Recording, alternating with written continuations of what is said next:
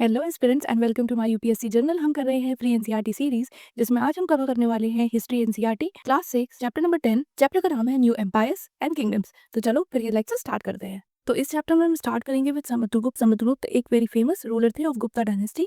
और हमें उनके बारे में कैसे पता चला? हमें उनके बारे में पता चला थ्रू अ लॉन्ग इंस्क्रिप्शन जो कि इंस्क्राइब थी on Ashokan pillar at Allahabad. तो ये चीज आपको याद रखनी है कि समुद्रगुप्त के बारे में हमें पता चला through a long inscription which was inscribed at Ashokan pillar at Allahabad. और ये जो इंस्क्रिप्शन में जो लिखा गया था, वो क्या लिखा गया था? वो लिखी गई थी एक प्रशस्ति। ये प्रशस्ति यानी कि एक स्पेशल पोयम जो कि किसी के प्रेज में लिखी जाती थी। वो किसने लिखी थी? वो लिखी थी हरिसेना ने, जो कि समुद्रगुप्त के कोर्ट पोएट थे। और इन्होंने उनके लिए ये प्रशस्ति लिखी थी जो कि इंस्क्राइब की गई थी on Ashokan pillar at Allahabad.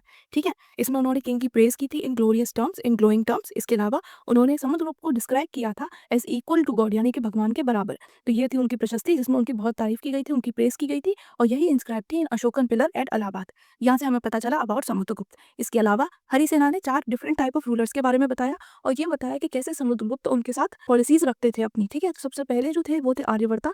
यहाँ पर थे 9 रूलर्स जिनको कि समुद्रगुप्त ने हरा दिया था, और उनके जो किंगडम थे उन्हें बना लिया था पार्ट ऑफ समुद्रगुप्त एम्पायर। ठीक है, तो ये थे हमारे पहले जो हमारे टाइप ऑफ रूलर्स में जो पहला ग्रुप था वो था आर्यवर्ता का। यहाँ पर थे 9 rulers, they were uprooted by Samudragupta, और उनका जो पार्ट था, जो उनका किंगडम था, that was made part of his empire. ठीक है, दूसरी जो हमारे टाइप ऑफ रूलर्स थे वो थे दक्षिण पथ के। यहाँ पर थे 12 रूलर्स, उन सबको ही समुद्रगुप्त ने हरा दिया था, और जब उन्होंने उन्हें हरा दिया था तो इन सारे रूलर्स ने कर दिया उनको सरेंडर। और ये देखने के बाद उन्होंने उनको अलाउ कर दिया कि ठीक है, आप आगे अपना रूल कंटिन्यू कर सकते हो, यू कैन रूल अगेन। तो ये थे दूसरे टाइप के रूलर्स जो हारने के बाद उनको सरेंडर कर दिया, और इसलिए उन्होंने उन्हें परमिशन दे दी कि यू कैन रूल अगेन। ठीक, इसके अलावा we had inner circle of neighbouring states, जिसमें थे Assam, coastal Bengal, Nepal and number of गणसंघ ऑफ नॉर्दर्न वेस्ट।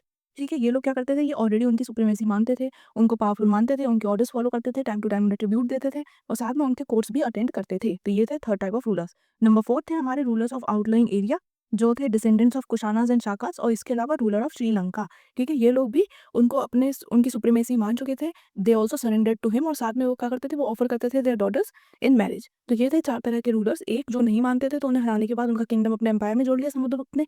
दूसरे जो उनको सरेंडर कर चुके थे हारने के बाद, तो उन्होंने उन्हें अलाउ कर दिया कि ठीक है, आप आपका रूल कंटिन्यू कर लो। ठीक है, इसके बाद जो तीसरे थे वो ऑलरेडी उनकी सुप्रीमेसी मानते थे, उनको ट्रिब्यूट भेजते थे, उनके रूल्स फॉलो करते थे, उनके ऑर्डर्स फॉलो करते थे। और नंबर 4 थे ऑफ आउटलाइंग एरियाज, जो कि उन्हें सबमिट कर चुके थे, तो इसलिए वो क्या करते थे? वो अपनी डॉटर्स ऑफर करते थे फॉर मैरिज। ठीक है, इसके अलावा समुद्रगुप्त के फादर थे चंद्रगुप्त। ये थे पहले गुप्ता रूलर जिनको टाइटल मिला था महाराज अधिराज। ठीक है, तो ये टाइटल कैसे मिला था? ये टाइटल मिला था चंद्रगुप्त को। चंद्रगुप्त थे फादर ऑफ समुद्रगुप्त। उनकी मदर का नाम था कुमारा देवी, और वो बिलोंग करती थी टू लिच्छवी गणा।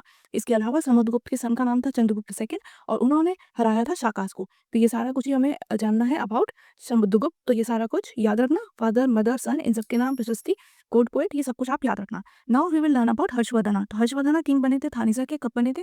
उनके फादर और उनके बड़े भाई की डेथ के बाद।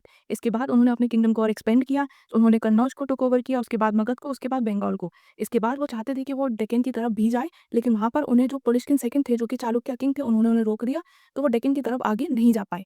जुआनजैंग, जो कि एक चाइनीज ट्रेवलर थे, जो कि आए थे ड्यूरिंग हर्षवर्धन पीरियड इंडिया में, वो हर्षवर्धना के कोर्ट में रहे थे for a very long time. और उन्होंने अपना जो कुछ भी देखा, जो एक्सपीरियंस किया, उन्होंने अपने जो बाद में बुक्स वगैरह लिखी हैं, उसमें उन्होंने उसका पूरा ही डिटेल अकाउंट दिया है। डिटेल में वो सारा कुछ उन्होंने बताया है। हर्षवर्धना की बायोग्राफी थी हर्षचरिता, जो कि लिखी गई थी बाय बाना भट्ट। तो हर्षवर्धना की बायोग्राफी कौन सी थी? हर्षचरिता। किसने लिखी थी? बाना भट्ट ने। तो ये भी आप याद रखना। नाउ मूविंग ऑनवर्ड, अब पढ़ेंगे अबाउट पल्लवास एंड चालुक्यास। तो ये कौन थे? ये थे important ruling dynasties in southern India, south India की इंपॉर्टेंट रूलिंग डायनेस्टीज थी। पल्लवास का जो कैपिटल था वो था कांचीपुरम में, और चालुक्यास का कैपिटल था आईहोल में। ये एक इंपॉर्टेंट ट्रेडिंग सेंटर भी था। इसके अलावा पुलिस्किन सेकंड, जो कि हमने अभी ऊपर पढ़ा, जिन्होंने रोका था हर्षवर्धना को डेक्कन की तरफ जाने से, वो थे बेस्ट नोन चालुक्यन रूलर्स। और इनकी जो प्रशस्ति थी वो किसने कंपोज की थी? वो की थी पोएट रवि कीर्ति ने। ठीक है, तो इनकी प्रशस्ति किसने लिखी थी? पोएट रवि कीर्ति ने। तो ये आपको याद रखना है। नाउ मूविंग फॉरवर्ड, ये किंगडम्स जो थे ये एडमिनिस्टर कैसे होते थे? तो देखो, सबसे जो इंपॉर्टेंट इनका था वो था लैंड रेवेन्यू, जो इनका सोर्स था इनकम का सबसे इंपॉर्टेंट।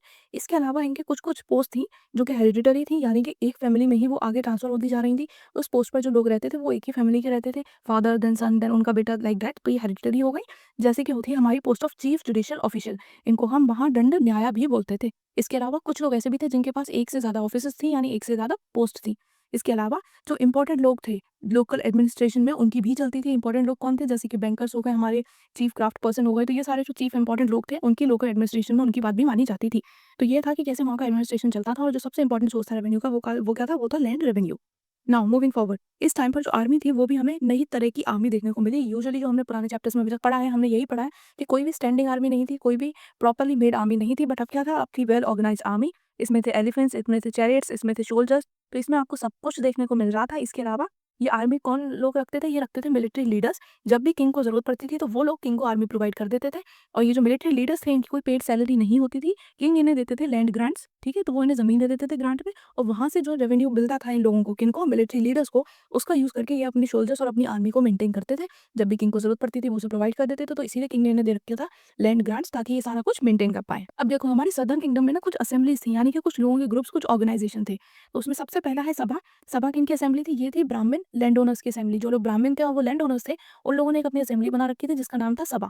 इसके अलावा दूसरा था दौर। ये किनकी असेंबलीज़ थी? तो ये असेंबली हमें वहाँ देखने को मिली जहाँ पर लैंड ओनर्स ब्राह्मण नहीं थे, ठीक है? तो जहाँ ब्राह्मण लैंड ओनर्स थे वहाँ थी सभा, और जहाँ पर ब्राह्मण लैंड ओनर्स नहीं थे वहाँ पर कौन सी असेंबली थी? वहाँ पर थी दौर। इसके अलावा नगरम क्या था? नगरम था ऑर्गेनाइजेशन ऑफ मर्चेंट्स। तो जो मर्चेंट्स थे उन्होंने अपना एक अलग ऑर्गेनाइजेशन बनाया था जिसका नाम था Nagaram. Now last topic of the chapter is Kalidas. तो कालिदास कौन थे? ये एक पोएट थे, एक फेमस संस्कृत पोएट थे जो कि फेमस थे फॉर हिज पोएम्स और साथ में फॉर हिज ड्रामास। तो he is known for his play. इनके प्ले के थ्रू ये क्या करते थे? ये जो किंग के कोर्ट की लाइफ होती थी वो भी इन्होंने बहुत अच्छे से दिखाई है। इन्होंने दिखाया है कि जो किंग थे और साथ में जो इंपॉर्टेंट ब्राह्मण्स थे वो तो संस्कृत बोलते थे, बाकी जो नॉर्मल लोग थे, नॉर्मल वुमेन थे, मेन थे, वो कौन सी लैंग्वेज यूज करते थे? वो यूज करते थे प्राकृत। तो ये हमें कैसे पता चला? Through the place of Kalidas. तो ये भी हमारे एक बहुत इंपॉर्टेंट संस्कृत पोएट है। इसके अलावा एक स्टोरी है जिसका नाम है अभिजन शकुंतलम। ये किसकी स्टोरी है? ये स्टोरी है ऑफ लव। लव स्टोरी है एक किंग की जिनका नाम था दुष्यंत और एक यंग वुमेन जिसका नाम था शकुंतला। तो इसका क्या नाम है स्टोरी का? इसका स्टोरी का नाम है अभिजन शकुंतलम, ठीक है? इसके अलावा चाइनीज पिलग्रिम फाहिन जो इंडिया में आए थे, उन्होंने अपने जो अकाउंट छोड़े हैं उसमें उन्होंने बताया कि उन्होंने यहाँ पे नोटिस किया कि कुछ लोग जो अनटचेबल्स की तरह ट्रीट किए जाते थे वो बहुत सारी परेशानियों का सामना करते थे। वो बाहर सिटीज के बाहर रहते थे, आउटस्कर्ट्स पर रहते थे। जो भी लोग ऊंचे लोग थे, जो माइटी लोग थे, जो रिच लोग थे, वो उन्हें अनटचेबल्स की तरह ट्रीट करते थे और इसीलिए उनको काफी सारी जो है परेशानियां वो फेस करनी पड़ती थी। तो ये हमें किससे पता चला? थ्रू द रिकॉर्ड्स, या फिर जो उन्होंने अपनी बुक्स में मेंशन किया है। किसने? फाहिन ने। वो एक चाइनीज पिलग्रिम थे जैसे कि हमारे जुएनजेंग थे। तो ये सारा कुछ हो गया इस चैप्टर में कवर। इसमें हमने देख लिया पल्लवास, चालुक्यास, हर्षवर्धना, और साथ में हमने पढ़ लिया अबाउट समुद्रगुप्त भी। चलो, तो अब कोई भी डाउट हो तो कमेंट में ज़रूर पूछना। साथ में ये सीरीज ज़्यादा से ज़्यादा एक्सपीरियंस के साथ शेयर करो ताकि ज़्यादा से ज़्यादा लोगों तक ये फ्री एनसीईआरटी सीरीज पहुंचे। ऑल्सो चैनल को सब्सक्राइब कर लेना, नोटिफिकेशन ऑन कर लेना, बिकॉज डेली ही नए लेक्चर्स आ रहे हैं। और कमेंट में ज़रूर बताना कि आज का लेक्चर आपको कैसा लगा। अब मैं मिलूंगी आपसे नेक्स्ट लेक्चर में। Till then bye bye, take care, पढ़ाई करते रहो।